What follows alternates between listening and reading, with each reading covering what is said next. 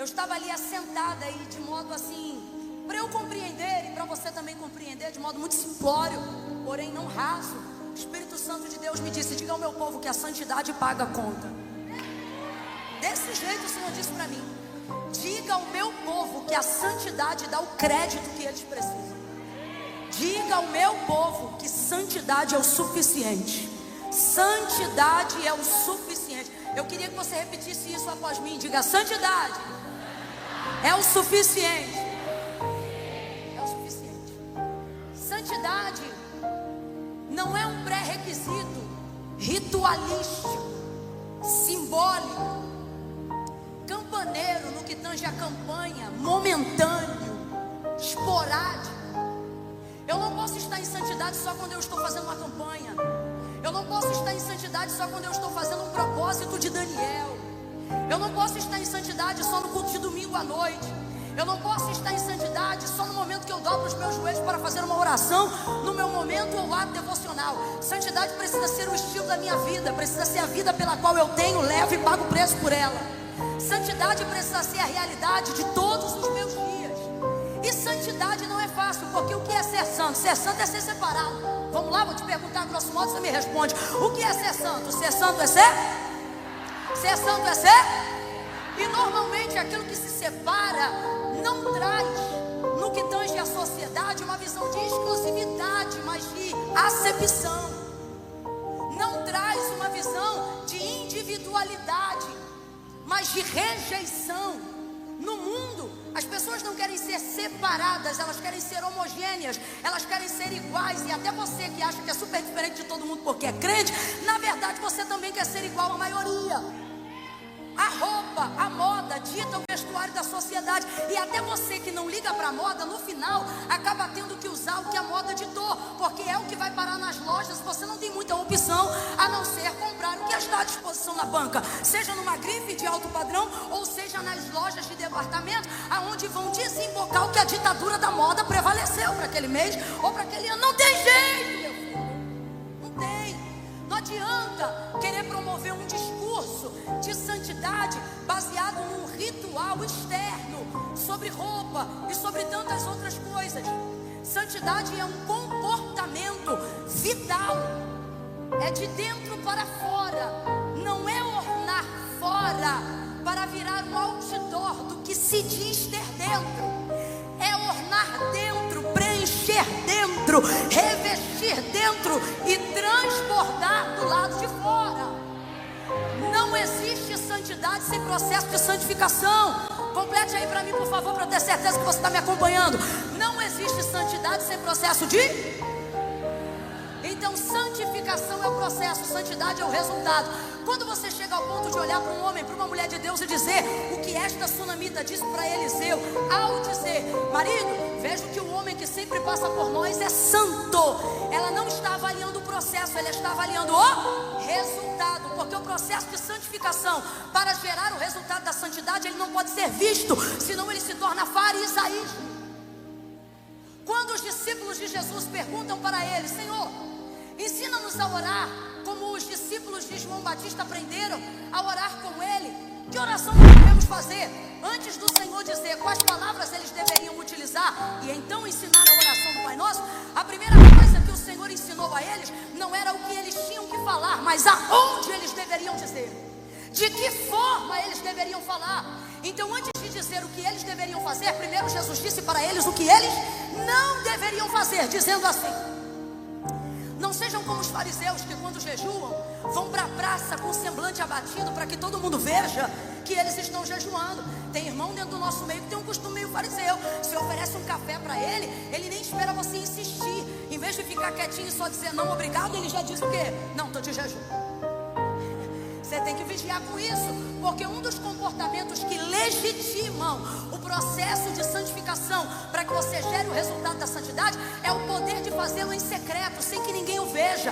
Não é que é proibido que alguém o veja, mas é que quanto menos alguém vê, menos necessidade você tem de mostrar, menos com a vaidade, o orgulho e o ego você tem que lidar no processo de santificação. Então Jesus dá continuidade e diz assim para os seus discípulos: quando vocês forem orar, entrem no quarto e, como já foi cantado aqui, feche a porta.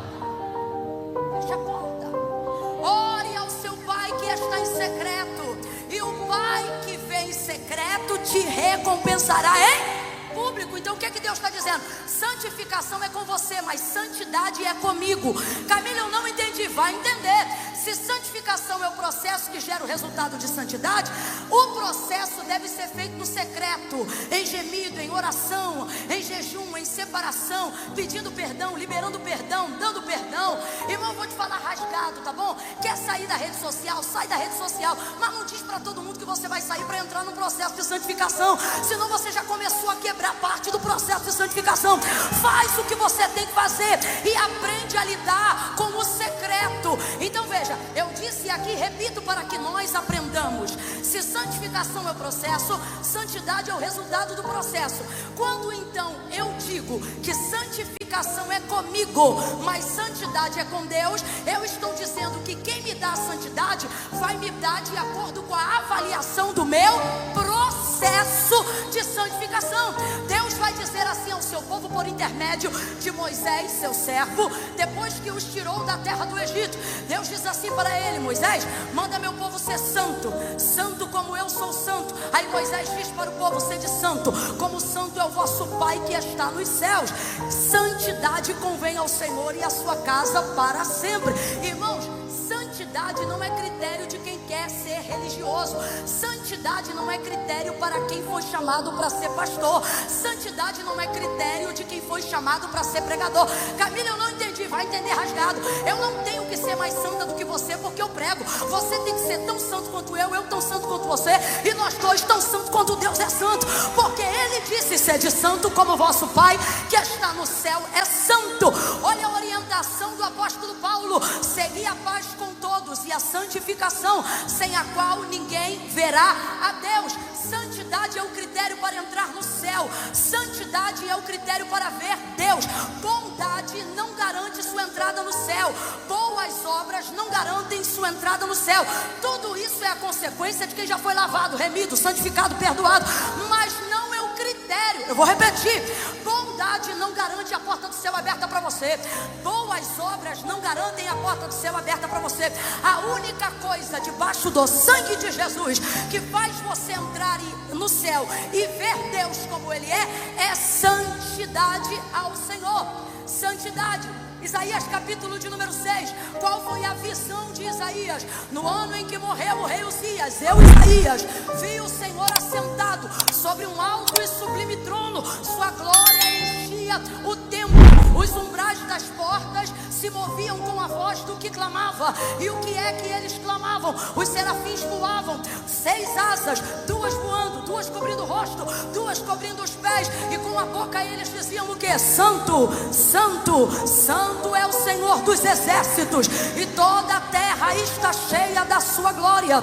Santo, santo, santo é o Senhor dos exércitos, e toda a terra está cheia da sua glória. Ezequiel teve uma outra visão, mas na visão que ele teve, a visão mudou, o cenário mudou, mas o coro não mudava, o coro era o mesmo. Santo, santo, santo é o Senhor dos exércitos, e toda a terra está cheia da sua glória. Daniel teve a revelação das 70 semanas, e o que ele viu foi totalmente diferente do que viu Ezequiel, foi totalmente diferente do que viu Isaías, mas teve algo que foi igual. O anjo que se apresentava diante dele, ele dizia que o homem era Gabriel, categoria de anjo, mas aquele que falava com Gabriel era o Santo de Israel. João, milhares de anos para frente depois, teve uma visão diferente, um cenário diferente. Preso na ilha de Pátimos, ele foi arrebatado em visão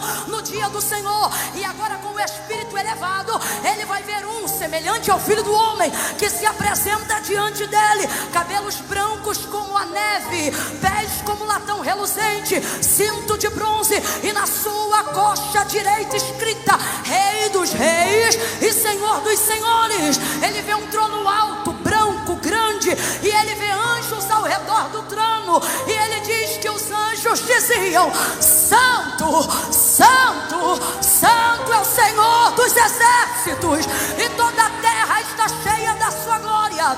Davi não é contemporâneo orgulho de absolutamente nenhum deles. E quando ele vai liberar o salmo messiânico: levantai, ó portas, as vossas cabeças, levantai, ó portais eternos, para que entre o Rei da Glória. O porteiro pergunta: quem é este o Rei da Glória? O Senhor poderoso na batalha. Ele é o Rei da Glória. O Senhor poderoso na batalha faz alusão àquele que venceu o pecado e a morte. Só Jesus, santo como é, poderia ter feito isso. Então veja, santidade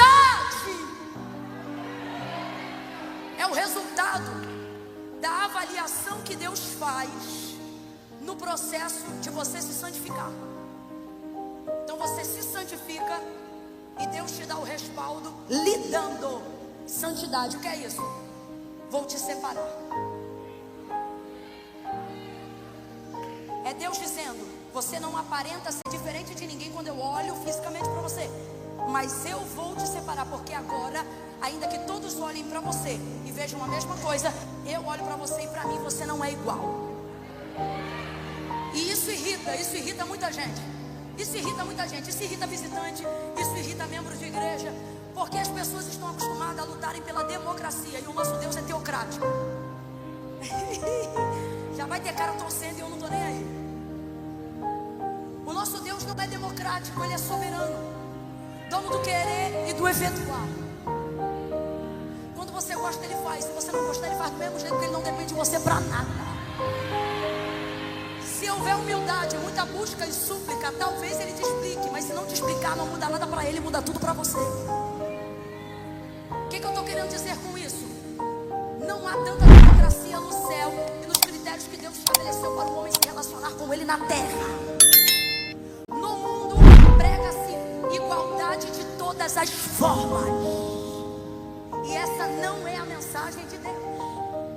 A soberania de Deus atende critérios rigorosos para o seu relacionamento com Ele. O que Ele está dizendo? Você pode se relacionar comigo do jeito que você achar que quer, mas eu só me relaciono com você de uma maneira. Entendeu o que eu quis dizer? Vou repetir.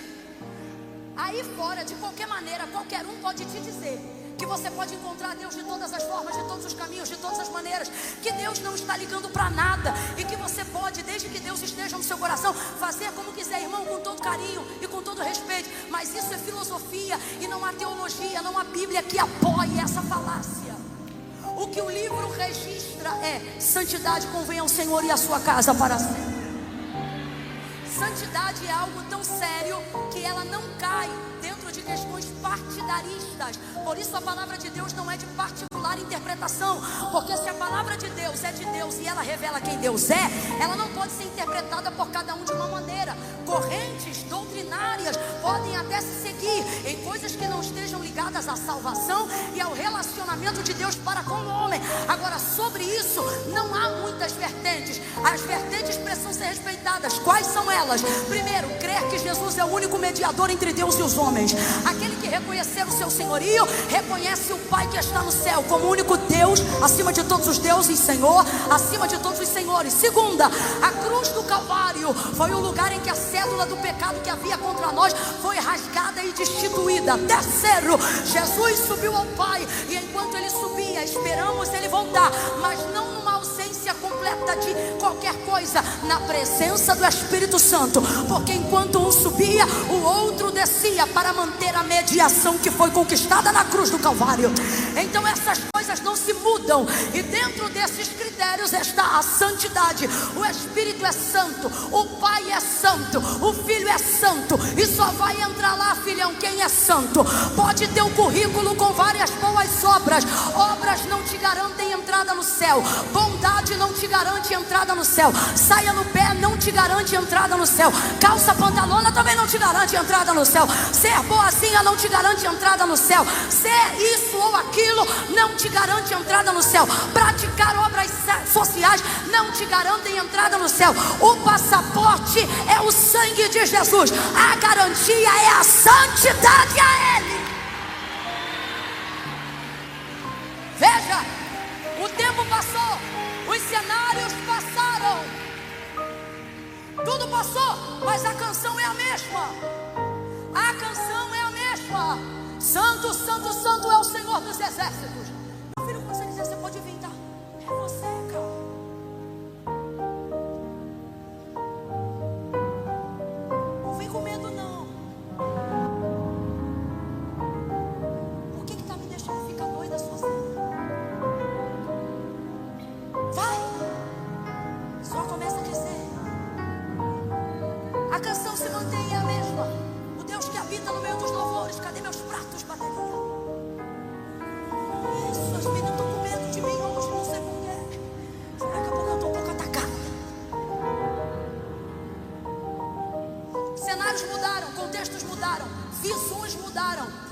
mas todos eles ouviam a mesma canção.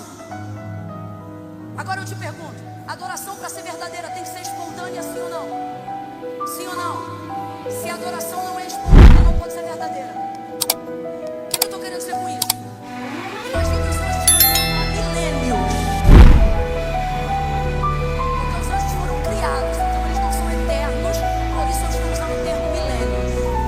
Imagine os anjos cantando milênios até a eternidade.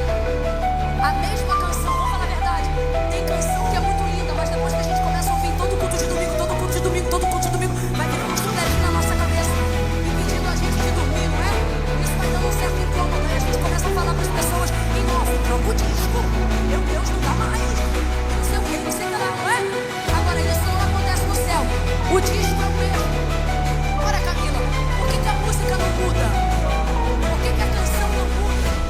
Porque o louvor, para ser espontâneo, intrinsecamente ele tem que revelar algo da essência, do caráter de Deus. Ocorre que os anjos estão diante dele, adorando e não estão obrigados, como muitas pessoas pensam. Porque a adoração, para ser recebida por Deus, precisa ser espontânea, legítima, original. Os anjos não estão obrigados a adorar a Deus como santo, porque ele é um Deus ditador, que almeja ser adorado com santidade. Não, é porque eles não têm outra forma de manifestar algo que revele tanto o caráter de Deus. Então ainda que um desses serafins dissessem assim, gente, vamos mudar o discurso, vamos cantar outra coisa, vamos dizer que ele é bom, vamos dizer que ele é maravilhoso. Eles poderiam mudar o disco se quisessem. Hoje nós vamos exaltar a bondade de Deus, hoje nós vamos exaltar a misericórdia de Deus, hoje nós vamos exaltar a liberdade que Deus nos deu. Então a canção é sempre a mesma: Santo, Santo, Santo. Não conseguem cantar outra. Por quê? Porque tem que ser espontânea. E o que brota neles de maior espontaneidade é a natureza singular de Deus, que é santidade. Ele é o santo dos santos. Não seria pecado se um desses anjos dissessem: hoje nós vamos dizer, o Senhor é bom e toda a terra está cheia da sua benignidade. Vamos cantar um salmo de Davi? Não seria pecado. Mas eles não cantam, eles só cantam essa canção. Você pode ser muito bom, mas bondade não vai garantir sua entrada. Você pode ser cheio de boas obras, isso tem a ver com recompensa, mas não tem a ver com entrada. Antes de pensar em ser recompensado, primeiro pense no que você tem que fazer para entrar. Isso é secundário. Então isso revela o quanto Deus tem zelo pela santidade. Para ele, a característica dos seus filhos no Antigo Testamento está pautada na santidade. Josué é um homem santo, servo de Moisés. O Senhor disse: como fui com Moisés, eu serei contigo.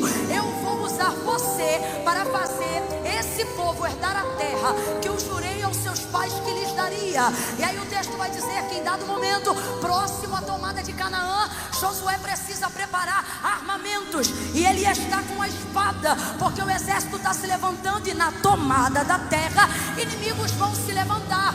E aí o texto vai dizer que um anjo, eu disse vem comigo, vai descer no meio do arraial, nas proximidades de onde Josué tem que atravessar com o povo para entrar em Canaã. Esse anjo aparece diante de Josué numa forma corpórea, teofânica de um homem. E aí ele vai botar a mão na espada, porque ele está em momento de peleja, ele está em ameaça de conflito. Então ele bota a mão, olha para o anjo, não discernindo que era o anjo do Senhor.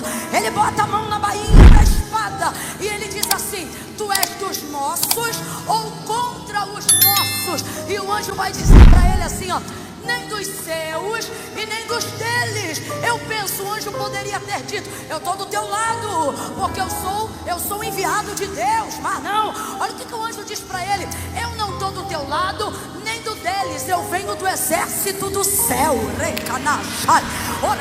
Estou sentindo uma graça de Deus tão grande aqui. Eu venho do exército do céu. O que ele está dizendo? Santidade não é partidária nem democrática. Santidade é algo que você oferece, entrega, renuncia, paga preço, só por amor a Deus e a mais ninguém. É dele, por ele, para ele.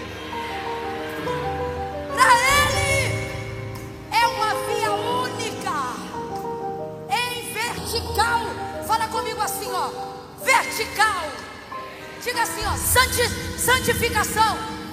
Abre a boca para você aprender, você não vai esquecer nunca mais. Diga, santificação é vertical. Santidade é horizontal. O que Deus está dizendo? Se você fizer o processo entre eu e você, eu respaldo você entre eu e os homens. Faz na vertical que eu recompenso na horizontal. Busca na vertical que eu derramo na horizontal. Joga oração de baixo para cima que eu envio resposta de cima para baixo. Faz intercessão de baixo para cima que eu envio cura de cima para baixo. E aquilo que eu estou para fazer não é porque você é bonito ou feio, tem dinheiro ou não tem dinheiro, é porque a santidade paga a conta. A santidade é o selo, é a garantia